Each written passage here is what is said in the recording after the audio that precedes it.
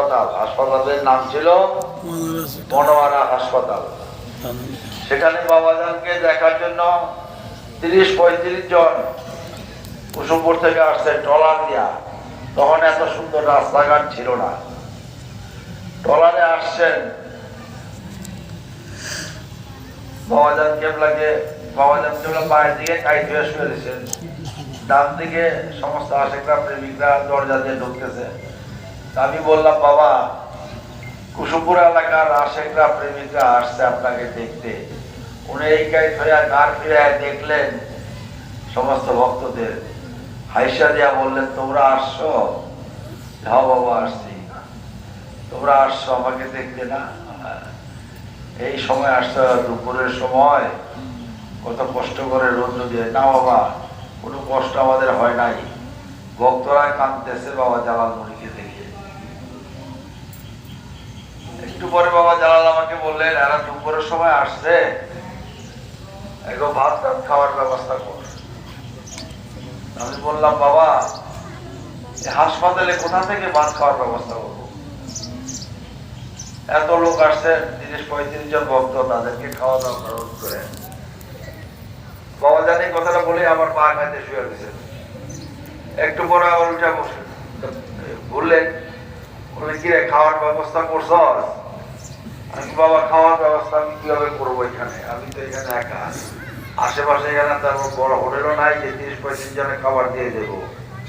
Order দিলে কি করে খাওয়াবো? ভক্তরা বলতেছেন, বাবা যান, আমাদের খাওয়ার চিন্তা করবেন না, আমরা বাড়ি থেকে গরম ভাত খাই আসছি সকালে, আবার বাড়িতে গিয়ে বিকালে খাবো, অনেক সময় লাগে ট্রলারে যেতে। বাবা যান কেবল একটু পরে ঢোলেন, কিরে কামাল, ধরে না বললাম ভক্তকে খাওয়ার ব্যবস্থা কর, প্লেট টেলেট ধো, প্লেট টেলেট ধুয়ে রেডি কর।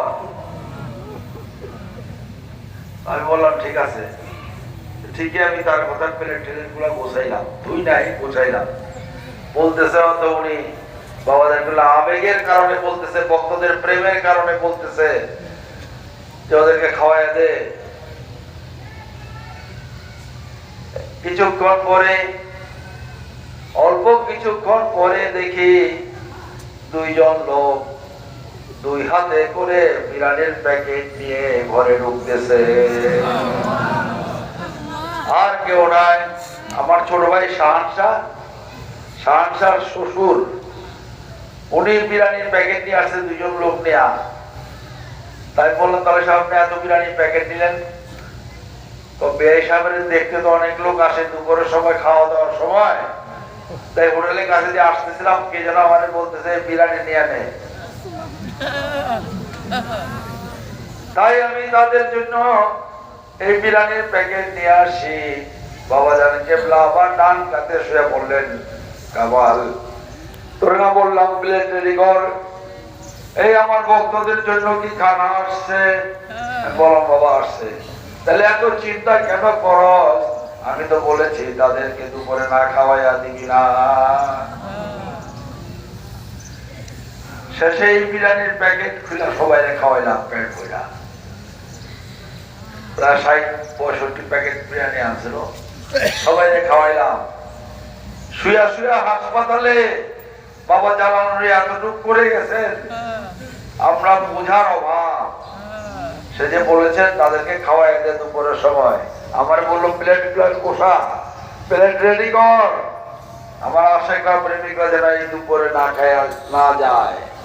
তারা অনেক দূর থেকে আসছে, সেই কুসুমপুর। আমি বললাম, আপনি এত অসুস্থ হয়েও এই আশেকদের, এই প্রেমিকদের কথা চিন্তা করতেছেন শুয়া শুয়া।